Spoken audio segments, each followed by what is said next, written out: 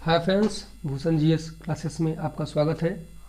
हमने अभी तक पिछली वीडियो में देखा हुमायूं ने किस तरह से शेरशाह सूरी से संघर्ष किए और वह पराजित हो जाता है और सिंध भाग जाता है। तो अब भारत में दिल्ली की गद्दी पर सूर्यवंश की स्थापना होती है, जिसे शेरशाह सूरी करता है, जो 1540 से 1555 तक चलता है। तो हमारा वीडियो आज सूर्यवंश पर ही रहेगा। आइए हम शेरशाह सूरी के प्रारंभिक जीवन को देखते हैं। सूर्यवंश की स्थापना अफगान वंशी शेरशाह सूरी किया। शेरशाह सूरी एक अफगान था। उसने 1540 में सूर्यवंश की स्थापना की। एक राइटर हैं डॉक्टर के.आर. कानूनगो, इनका कहना है शेरशाह सूरी का जन्म हरियाणा के नारलौन स्थान पर इब्राहिम के पुत्र हसन के घर में सन 1486 को हुआ था। और एक राइटर और हैं परमात्मा शरण, इनका कहना है कि शेरशाह सूरी का जन्म 1472 को हुआ था। शेरशाह सूरी का बचपन का नाम फरीद खां था। इसके पिता का नाम हसन खां, जो सासाराम के जमींदार थे। इनके पिता के बारे में बता दें आपको, तो ये टोटल 4 शादियाँ किए थे और इनके 8 पुत्र थे। जो फरीद खां था, इनकी पहली पत्नी का लड़का था। और फरीद खां हसन खां के बीच में काफ़ी बनती नहीं थी, क्योंकि हसन खां जो थे ये अपने चौथे पुत्र यानी कि चौथे पत्नी के पुत्र को ज़्यादा मानते थे, चौथे पत्नी को ज़्यादा मानते थे और फरीद खां को कम मानते थे, इसलिए इन दोनों के बीच में बनती नहीं थी। मोहम्मद बहार खां, इन्होंने शेर खां की उपाधि दी। किसको? फरीद खां को। 1497 से लेकर 1518 ईस्वी तक फरीद खां अपने पिता की जागीर संभाली, अपने पिता की पूरी जागीर संभाली 1497 से लेकर 1518 तक। लेकिन उनके बीच में ज़्यादा बनती नहीं थी, कुछ बात से विवाद हो गया और वो घर छोड़कर भाग गए और जाकर पहुंचते हैं दक्षिण बिहार के सूबेदार बहार खां के यहाँ। उनके यहाँ जाकर उन्होंने नौकरी कर ली। इन्हीं बीच यह घटना घटती है जब फरीद खां उसे शेर खां की उपाधि देती है। बात ऐसा होता है कि एक बार फरीद खां शेर से कुश्ती लड़ रहे होते हैं, तभी अचानक शेर खां वहाँ पर खड़ा रहता है। अचानक ये शेर उन पर हमला करता है, फरीद खां पर, और शेर खां यह सब देख नहीं पाता है और वह अपनी तलवार निकालकर शेर की एक धार में ही उसकी गर्दन को अलग कर दिया। ये सब उसकी बहादुरी देखकर मोहम्मद बहार खां ने उसे शेर खां की उपाधि दी। बहार खां मोहम्मद शाह के नाम से स्वयं को घोषित करता है। जब फरीद खां इसके दरबार में काम करने लगता है, इसने कई साम्राज्य को जीतकर जो है बहार खां को दी और बहार खां इस सब से खुश होकर अपने आप को मोहम्मद शाह घोषित कर लेता है। और वहाँ के जो सरदार होते थे दक्षिण बिहार के, उन्होंने फरीद खां के खिलाफ भड़काना चालू किया मोहम्मद शाह को कि ये आपका जो सेना है, आपका ये जो रक्षक है, ये कभी ना कभी आपको मार देगा। इसके डर से फरीद खां को यह पता लगता है, तो वह महल छोड़कर भाग जाता है और जाता है बाबर के पास। बाबर इस वक्त मुगल वंश की स्थापना कर चुका होता है और जब उसके पास पहुंचता है तो वह चंदेरी के युद्ध के समय पहुंचता है। तो बाबर जब पहुंचता है उनके पास, तो वो देखता है कि किस तरह से मुगल लोग जो हैं रणनीति बनाते हैं भारत के खिलाफ या युद्ध के खिलाफ, राजनीति सीखता है। और जब वह काफ़ी सीख जाता है तो एक शब्द बोलता है, अगर भाग्य ने मेरी सहायता की और सौभाग्य मेरा मित्र रहा, तो मैं मुगलों को सरलता से हिंदुस्तान से बाहर निकाल फेंकूंगा। उसका यह कहना था, अगर भाग्य ने मेरी सहायता की और सौभाग्य मेरा मित्र रहा, तो मैं मुगलों को हिंदुस्तान से बहुत ही आसानी से निकाल फेंकूंगा और यह उसका सपना साकार भी होता है। शेर खां पुनः मोहम्मद शाह के पास आ गया। वह जब चंदेरी के युद्ध के बाद वह पुनः फिर से मुगलों को छोड़कर आता है मोहम्मद शाह के पास, और अब वह मोहम्मद शाह फिर उसे अपने यहाँ रख लेते हैं और उसे अपने पुत्र जलाल खां पुत्र था मोहम्मद खां का, उसका सेना नायक जो है संरक्षक बना देते हैं। और उसी समय एक घटना घटती है, मोहम्मद शाह की मृत्यु हो जाती है। मोहम्मद शाह की मृत्यु के बाद जो उनकी बीवी है दूदू बेगम, आप इस नाम को याद रखेंगे, कई बार एग्जाम में पूछा भी जाता है कि दूदू बेगम किसकी बेगम थी या किसकी पत्नी थी, तो मोहम्मद शाह की पत्नी थी। दूदू बेगम से विवाह कर लेता है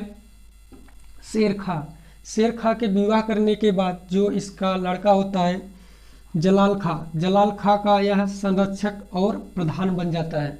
और वहाँ के जो सरदार होते थे उन्होंने भड़काना चालू किया किसको, जलाल खां काफ़ी अपने आप को गिल्टी फील करने लगा और यह सब वह बर्दाश्त नहीं कर पाया, और वह जलाल खां बाद में उससे अफगानों सरदारों के साथ बंगाल चला गया, और वह इतना ज़्यादा अपने आप को गिल्टी फील करने लगा कि वह बाद में अफगान सरदारों के साथ बंगाल भाग जाता है। उसके बाद शेर खां दक्षिण बिहार पर अधिकार कर लेता है। जलाल खां के जाने के बाद पूरा साम्राज्य बचता है किसके हाथ में, शेर खां पूरा अपना अधिकार कर लेता है, और वह उस समय एक उपाधि लेता है हजरत-ए-आला की। हजरत-ए-आला एग्जाम में कई बार पूछा गया है कि हजरत-ए-आला की उपाधि किसने धारण की, तो वो शेर खां, जिसे हम शेरशाह सूरी कहते हैं, उसने हजरत-ए-आला की उपाधि धारण की। 1530 में चुनारगढ़ के किलेदार ताज खां एक शासक है, इनका शासन है चुनारगढ़ पर। इनकी मृत्यु हो जाती है और इनकी पत्नी लाड बेगम से विवाह कर लेते हैं, विधवा बेगम लाड बेगम से विवाह करते हैं कौन, शेर खां आपने देखा यहाँ पर एक दूदू बेगम जो विधवा थी मोहम्मद शाह की, और एक लाड बेगम जो विधवा थी ताज खां की। ये दो बेगम इनसे विवाह करते हैं शेर खां और दो साम्राज्य को अपने हिरासत में कर लेते हैं। आप देखते हैं कि किस तरह से यह शेर खां धीरे धीरे अपने साम्राज्य को बढ़ा रहा है, फैला रहा है, और आगे चलकर यह सूर्यवंश की स्थापना कर देगा। तो आइए देखते हैं हम उसके प्रारंभिक संघर्ष को, किस तरह से संघर्ष करता है और आगे चलकर उसे सफलता प्राप्त होता है। 1532 में शेर शाह ने दोहरिया युद्ध में मोहम्मद लोदी की सहायता की। हमने भी अब पिछले वीडियो में आपको बताया था दोहरिया का युद्ध, जिसे हम देवरा का युद्ध भी कहते हैं। उस युद्ध में महमूद लोदी जो युद्ध करता है हुमायूं से, उस युद्ध में शेर खां है वह सहायता करता है महमूद लोदी का। महमूद लोदी पराजित हो जाता है और वह वहाँ से भाग जाता है, लेकिन शेर शाह जो है हुमायूं की निगाह में आ जाता है, और वहाँ से जब शेर शाह भागता है तो हुमायूं उसका पीछा करते करते उसके यहाँ पहुँचता है, कहाँ, चुनारगढ़ में, जो 1532 में चुनारगढ़ पहुँचता है। तो उसके दरबार पर अपना घेरा जमा लेता है। घेरा जमाने के बाद इन दोनों में एक संधि होती है। इस संधि में शेर शाह सूरी अपने पुत्र कुतुब खां को हुमायूं के सेवा के लिए भेज देता है और कुछ धन देते हैं, और वह भेज देते हैं अपने बेटे कुतुब खां को, आप जाइए इनकी सेवा में, और इस तरह से संधि कर लेता है, वापस चला जाता है। हुमायूं का सबसे बड़ा गलत इसके जीवन में बताया जाता है कि अगर वह यहीं पर अपने आप को सचेत कर लिया होता तो आगे चलकर ऐसा नौबत नहीं आता। इसने अगर यहीं पर शेर शाह से संधि ना करके उससे अगर युद्ध किया होता तो वह शेर शाह यहीं पर टूट जाता, लेकिन ऐसा हुआ नहीं। आगे देखते हैं। सूरजगढ़ 1534 में शेर शाह सूरी ने बंगाल को जीता। जिस वक्त हुमायूं बहादुर शाह से युद्ध में जुटे हुए थे, हमने भी पिछली वीडियो में बताया था, उस वक्त शेर शाह सूरी बंगाल को जीत लिया और उस जीतने के बाद अब आते हैं हम चौसा का युद्ध जो 1539 में हुआ था।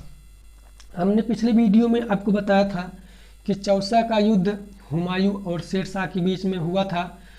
उस समय जो हुमायूं पराजित हो जाता है और जाकर नदी में गिर जाता है और उसकी जान जो है एक निजाम नामक भिस्ती ने बचाया और वहाँ से वह भागते हुए जब आता है अपने साम्राज्य में तो 1540 में इन दोनों की फिर एक युद्ध होता है जो कन्नौज या विलग्राम के युद्ध के नाम से जानते हैं। चौसा के युद्ध के बाद शेरशाह ने शेर खां अपने आप को शेरशाह की उपाधि धारण की। इसी युद्ध के बाद वह शेरशाह के नाम से जाने जाने लगा। कन्नौज के युद्ध के बाद वह जब इस युद्ध को जीत जाता है तो वह सूर्यवंश की स्थापना कर देता है जो 1540 से लेकर 55 तक चलता है। साम्राज्य विस्तार, शेरशाह सूरी का हम साम्राज्य देखेंगे कि उसने किस तरह से कई जगह पर आक्रमण किए और अपने साम्राज्य को फैलाया। पहला आता है गखर का युद्ध जो 1541 में पेशवार से लड़ा जाता है। पेशवार ये सिंध क्षेत्र में पड़ते हैं। हुमायूं जब वहाँ से जाता है तो पेशावर से थोड़ा मदद लेता है और इस वक्त जो शेरशाह सूरी होता है यह पेशावर से युद्ध करता है और पेशावर इस युद्ध में हार जाते हैं। उसके बाद बंगाल का विद्रोह, जब दिल्ली की गद्दी खाली हो जाती है उस समय कई जगह पर विद्रोह बढ़ने लगता है, जैसे इसके खिलाफ शेरशाह सूरी के खिलाफ। तो शेरशाह सूरी स्वयं जाकर इन विद्रोह को दबा देता था। मालवा 1542 में यह युद्ध मल्लू खां जिसे हम कादिर खां के नाम से जानते हैं, यह जब इससे युद्ध करता है मल्लू खां से, तो मल्लू खां अपने आप को सरेंडर कर देता है, आत्मसमर्पण कर देता है। किसके सामने? शेरशाह सूरी के सामने अपने आप को आत्मसमर्पण कर देता है। राजसेन 1543 में राजा पूरनमल के साथ लड़ा गया था। इस युद्ध में हुआ ये था कि जो पूरनमल थे यह अपना जो बनाए थे किला, काफ़ी मजबूत किला बनाए थे। जब शेरशाह सूरी इनके यहाँ युद्ध करने पहुंचता है तो वह अपने दरबार अपने किले को बंद करवा देते हैं और शेरशाह सूरी एक पैगाम भेजता है कि आप से हम युद्ध नहीं करेंगे, आप हमसे संधि कर लीजिए। लेकिन पूरनमल नहीं मानते हैं, कि बोलते हैं कि नहीं, आप हमारी हत्या कर देंगे, हम बाहर नहीं आएंगे। तो यह शेरशाह सूरी अपने खुदा की, अपने अल्लाह की कसम खाता है कि मैं सौगंध खाता हूँ आपसे युद्ध नहीं करूँगा और मैं संधि करूँगा और आप हमारी बात को मानिए, हम पर विश्वास करिए। और इस विश्वास पर राजा पूरनमल जाते हैं, बात करते हैं शेरशाह सूरी से और इस संधि में उसे अपना दरबार छोड़कर जाना पड़ता है।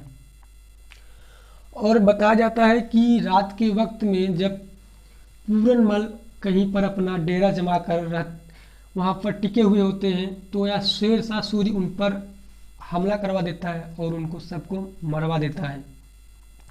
आगे आता है मारवाड़ का युद्ध 1544 में। राजा मालदेव जो एक राजपूत थे, शेरशाह सूरी वहाँ के जो जनता थी, जनता को वहाँ पर एक संदेशा भिजवाए कि आप अपने राजा जो राजा मालदेव हैं इनको हमारे हवाले कर दीजिए, हम पूरे साम्राज्य को बख्श देंगे, आक्रमण नहीं करेंगे। राजा मालदेव को यह लगने लगा कि हमारी जनता जो है वह हमें उनके सामने लेकर जाएगी, इससे अच्छा होगा कि मैं खुद को सरेंडर कर दूं। लेकिन जो सरदार जायता एवं कुंभा, ये दो एक राजपूत थे, इन्होंने यह स्वीकार नहीं किया। उन्होंने कहा नहीं, हम आक्रमण करेंगे शेरशाह सूरी से, और वह करते हैं और एक भीषण युद्ध होता है। यह कई बार एग्जाम में पूछा गया है कि मारवाड़ का युद्ध किन किन के बीच में हुआ था, तो आज जायत एवं कुंभा के नाम, दोनों के नाम याद रखेंगे। और इस युद्ध में ये दोनों मारे जाते हैं। यह इतना भयानक युद्ध होता है। इस युद्ध में हुमायूं एक शब्द बोलता है कि मुट्ठी भर बाजरे के लिए मैं पुनः हिंदुस्तान के साम्राज्य को खो चुका था। इस युद्ध के दौरान हुमायूं वो शेरशाह सूरी को लगने लगा कि मैं इस मुट्ठी भर यानी कि मारवाड़ भर पाने के लिए पूरे साम्राज्य को खो चुका हूँ, लेकिन अंततः वह विजयी हो जाता है और वो पूरे साम्राज्य को अपने कब्जे में कर लेता है। एक वर्ष बाद पुनः मारवाड़ राज्य राजा मालदेव शासन कर लिए। एक वर्ष बाद 44 में युद्ध होता है और 45 में वो मारे जाता है और इसके बाद राजा जो मालदेव है पुनः मारवाड़ पर अपना अधिकार कर लेते हैं। उसके बाद आता है कलिंजर का युद्ध 1545 में। इसी युद्ध में शेरशाह सूरी की मृत्यु हो जाती है। यह युद्ध बुंदेलखंड राजा कीरत सिंह एवं शेरशाह सूरी के बीच होता है। युद्ध के समय जब शेरशाह सूरी जाते हैं तो उनके दरबार के सामने अपना जो अग्निशास्त्र होता है, जिसे हम उक्का नामक अग्निशास्त्र के नाम से जानते हैं, लगवा देते हैं सामने किले के सामने, और वहाँ से एक गोला निकलता है। वह गोला जाकर दीवार में टकरा कर वापस आता है और लग जाता है शेरशाह सूरी को और वहीं पर उसकी मृत्यु हो जाती है 22 मई 1545 को। यह डेट आप याद रखेंगे, इसी डेट को इसकी मृत्यु हुई थी। उक्का नामक अग्निशास्त्र से इसकी मृत्यु हुई थी। आगे देखते हैं हम शेरशाह के उत्तराधिकारी। शेरशाह के मृत्यु के बाद इसका उत्तराधिकारी कौन होता है, हम उसको देखेंगे। तो शेरशाह सूरी के दो पुत्र थे, एक का नाम आदिल खां, दूसरे नाम जलाल खां। जलाल खां ही बाद में अपने आप को इस्लाम शाह के नाम से जानने जाने लगा। इसका शासन 1545 से 1553 तक चलता है। बताया जाता है कि यह बहुत क्रूर शासक था, बहुत ही निर्दयी शासक था। इसने अपने भाई से संधि की और हरा दिया और यह अपना साम्राज्य छोड़कर भाग जाता है। कई जगह पर विद्रोह को कठोरता से दबवा दिया। जब यह अपने आप को इस्लाम शाह घोषित करता है और अपने भाई से संधि करता है तो कई जगह पर विद्रोह उभरने लगते हैं, तो वह इन विद्रोहों को बहुत ही कठोरता से दबवा दिया करता था। इस समय इस्लाम शाह के सामने प्रांतीय सरदारों के जूते भी सलाम किया करते थे। यह इतना कठोर, इतना कुरूप शासक था कि इसके समय में जो राजपूती सरदार हुआ करते थे उनके जूते भी इसके सामने माथा टेक दिए करते थे। इसकी मृत्यु हो गई थी, बीमारी के कारण इसकी मृत्यु हो गई। शेरशाह सूरी के कार्य पर थोड़ा हम देखेंगे। इसका मकबरा सासाराम के झील के बीच ऊंचे टीले पर निर्मित है। इसका मकबरा जो है वो सासाराम के झील के बीच ऊंचे टीले पर निर्मित है। रोहतांगगढ़ किला, जो किला है, किला एक कुहान, एक मस्जिद है, यह दिल्ली में है।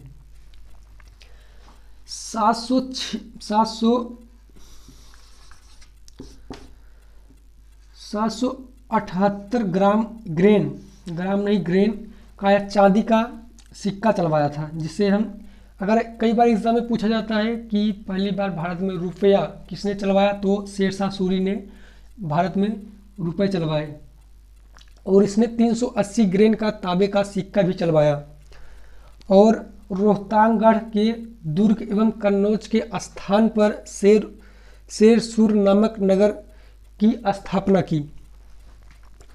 1.3 भाग यह इसके शासनकाल में लगान वसूली जाती थी, 1/3 भाग। काबूलियत एवं पट्टा प्रथा की शुरुआत की। इसी के समय में काबूलियत एवं पट्टा की प्रथा की शुरुआत हुई थी। 1541 में पाटलिपुत्र से पटना किया। इसने पाटलिपुत्र को पुनः से पटना कर दिया। ग्रैंड ट्रंक रोड, जिसे हम जीटी रोड के नाम से भी जानते हैं, उसकी इसने मरम्मत करवाई।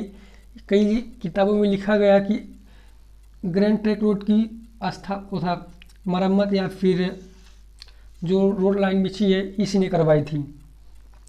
ग्रैंड ट्रंक जो रोड है यह भारत में यह बंगाल देश से, जो बांग्लादेश से यहाँ से जाते हुए लाहौर पहुँचती है, जिसका अंत भारत में नहीं है। डाक प्रथा प्रचलन, इसी के समय से ही डाक प्रथा का प्रचलन दिखाई देने लगा। तो फ्रेंड्स, जिस आपने देखा किस तरह से सूर्यवंश की स्थापना करता है शेरशाह सूरी, और अंत में वह जाकर किस तरह से मरता है। वह काफ़ी समय तक भारत में अपना शासन नहीं जमा पाता है, 40 से 45 तक ही कर पाता है। 5 साल वह शासन कर पाता है भारत पर, और वह 45 में ही मर जाता है। तो आपको यह वीडियो कैसा लगा हमें कमेंट सेक्शन में ज़रूर बताएं। Thank you.